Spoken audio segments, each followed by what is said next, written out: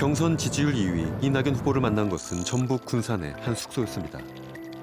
그 화면만 보고 뭘 하는 거야? 네, 제가 이제 가르쳐 주시는 거야? 네. 자네가 하란 대로 하면 돼? 네. 이거는 이제 요즘 청년층에서 유행하는 가상 공간에서 지지자들과 만나는 행사를 준비 중입니다.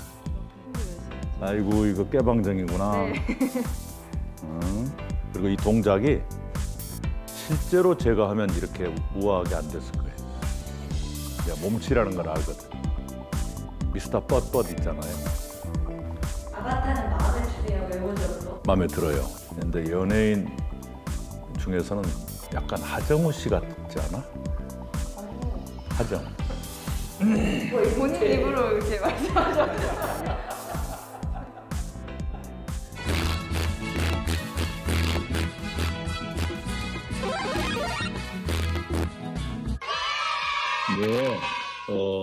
제페토 친구님 여러분 반가워요. 얼굴을 뵙는 것도 좋지만 이렇게 뵙는 것도 신기하고 재밌네요. 이낙연 후보님 성함으로 삼행시 한 번만 시켜주세요라고 하는데 혹시 본인 이름으로 삼행시 가능할까요? 이낙연은 어떤 사람이지? 나, 낙낙장성처럼 고고한 척하는 사람 아니야? 연. 아니야, 연애 편지처럼 달콤한 사람이야. 다들 난리가 났었네요. 대중 유세를 할 수 없는 팬데믹 경선. 한밤중 비대면으로 자신의 목소리를 날리는 이낙연 후보. 재밌었습니다. 그리고 주로 청년층이 이런 소통 방식을 즐기는 이유가 어느 정도 이해가 될 것 같아요. 전남 영광의 가난한 집안에서 태어난 이낙연 후보. 장남으로 크면서 책임감을 중시하게 되었다고 스스로 밝힌 바 있습니다. 진중한 인상을 주는 특유의 중저음은 어릴 때 꿈과도 연관이 있습니다. 라디오 그 확성기 속에서 들리는 아나운서들의 역할, 이게 굉장히 멋있었죠. 그래서 아나운서가 되고 싶었었어요. 가짜 뉴스도 혼자 연습해보고, 일기예보도 혼자 해보고, 축구 중계도 혼자 해보고.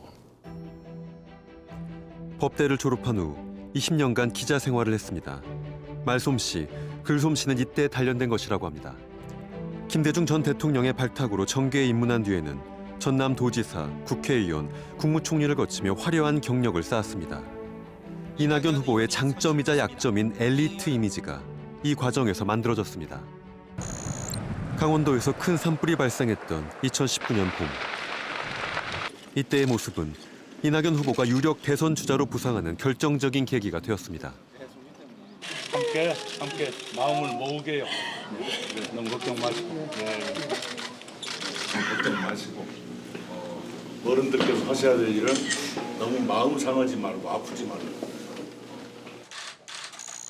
현장에 나가 피해자들을 직접 만나는 국무총리의 모습을 보여주었던 이낙연 후보.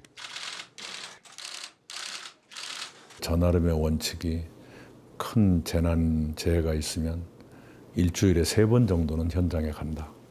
모든 게 불타 없어지면 눈앞이 캄캄하거든요. 그런 분들께 언제까지 집을 어떻게 하겠습니다. 생업은 어떻게 하겠습니다. 이걸 말씀해 드려야 돼요. 그래서 눈앞이 보이게 해드려야 되거든요. 이낙연 후보에 대한 이미지를 분석했습니다. 전반적으로는 고르게 좋은 평가를 받은 가운데 이재명 후보에 비하면 국민 소통 능력은 더 낮게, 도덕성은 더 높게 평가됐습니다. 대중들은 그에 대해 도덕성은 높을 것 같지만 소통 능력은 상대적으로 낮을 것 같다는 이미지를 가지고 있습니다. 최장수 국무총리로 기록되면서 함께 화제가 되었던 이 후보의 수첩. 상대의 말문을 막히게 하는 촌철살인도 대중에게 강한 인상을 주었습니다. 한국이 대북대화 국을 하는 거지 같다는 그런 기사가 나왔겠습니까? 의원님이 한국 대통령보다 일본 총리를 더 신뢰하고 있다고 생각하지는 않습니다. 문재인 정권이야말로 최순실 국정농단의 가장 큰 수혜자입니다.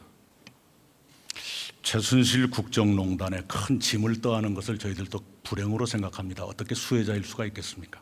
이분하고 언론계 이렇게 선후배들이 같이 어울려서 저녁 식사를 하고 뭐 술을 한잔 하고 하면 굉장히 편안합니다. 그런데 이제 이분하고 낮에 일할 때 만나면 곤란하다, 이제 이런 과거 동아일보 기자들의 증언이 좀 있습니다. 굉장히 무서운 선배였다고 그래요. 일할 때 만나면 무서운 기자 선배. 국무총리 시절에도 연설 담당자가 써온 글을 늘 자기 스타일로 다듬었다고 합니다. 원래 메이크업 많이 받으시는 거 불편해 하십니다. 아, 많이 발라서 효과가 있다면 발랐겠죠. 그런데 그 효과도 없으면 뭐 할라 돈 들이 하겠어요. 지극히 경제적인 선택을 한 거죠.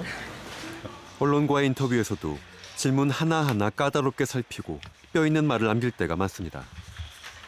많은 사람들이 이미 다 알고 있는 것이 가득하거든요. 세상엔 정보가 많아서 정말로 빈칸을 채울 만한 그 질문을 해야 되는데 사실은 그런 걸 잘 모르는 것 아닌가 싶어요. 그래서 이낙연 후보에게는 엄근진, 엄숙, 근엄, 진지라는 별명이 따라다닙니다. 제작진은 말이죠. 우리 후보님이 워낙 엄중해서 방송 재미가 없을까 봐 지금 전전긍긍하고 있습니다. 아, 오늘 저희가 좀 편하게 해도 괜찮겠습니까? 예, 편안하게 하세요. 아, 그럴까요? 예, 또 이런 말이 있었거든요. 이낙연은 밀랍 인형이다. 예. 보시고 좀 느끼는 바가 네. 있었으면 좋겠는데요. 예. 표정이 정말 하나입니다. 그 밀랍인형 설 말씀하신 분이 천재예요. 제가 봐도 그런 얘기를 할 만해요. 아, 그렇습니까? 네. 그리고 저렇게 된 이유가 뭐냐 그러면 저 표정이 그나마 제일, 제일 인간적이에요. 아, 인간. 아, 그래서 약간 좀 만드신 표정이군요. 엄중이라고 한 것이 굉장히 저로서는 억울해요. 그 정도까지는 아닌데 큰 짐이구나 그런 생각을 하게 되죠. 왜냐하면 곰곰 따져보면 평균적인 사람들보다 엄중해요. 공공의 문제를 더 많이 생각한다든가 어떻게 해야지 하는 생각을 많이 하니까요. 그 점에서는 맞는데 실제의 생활은 뭐 술도 많이 마시고. 엄숙, 근엄, 진지라는 이미지는 이낙연 후보에게 양날의 칼과 같다고 전문가들은 말합니다. 이 후보를 지지하는 사람들은 신중하고 균형 잡힌 태도를 높이 삽니다. 이분이 대통령이 된다면 일단은 국민들을 좀 이렇게 좀 안정되게 해주실 분 같다. 그런 느낌에서 제가 오늘 나왔는 거거든요. 하지만 추진력이나 결단력을 원하는 유권자는 그의 관리자형 리더십을 약점이라고 봅니다. 왜 대통령이 되고 싶은가? 이낙연 후보에게 물었습니다. 그동안에 제가 중요한 공직들을 경험하면서 국가 경영은 이렇게 해야겠다 하는 생각을 많이 갖게 됐고 노하우도 터득을 했지요. 그것을 국가를 위해서 반납할 때가 됐다라고 생각합니다. 문재인 정부의 첫 총리로서 이낙연 후보에게 두드러지는 특징은 지지율이 대통령의 국정 지지도와 연동한다는 겁니다. 여당 후보가 대체로 그렇지만 이낙연 후보에게서 유독 두드러지는 동조 현상. 혼자 힘으로 지지율을 올릴 수 있느냐가 관건입니다. 총리 시절부터 대통령하고 동조화 현상이 매우 크게 나타납니다. 대통령 가깝다라는 게 제 강점이고 대통령 또 가깝다라는 게 제 약점이다. 예를 들어서 자 청와대가 뭔가 뭐 일을 잘못해가 떨어지는데 이낙연 후보가 그걸 올린다? 쉽지는 않을 거예요. 그런 이제 딜레마, 이 구조를 사실은 깨 나가야 되거든요. 더불어민주당 본 경선이 시작되면서 지지율 추이에도 변화가 나타나고 있습니다.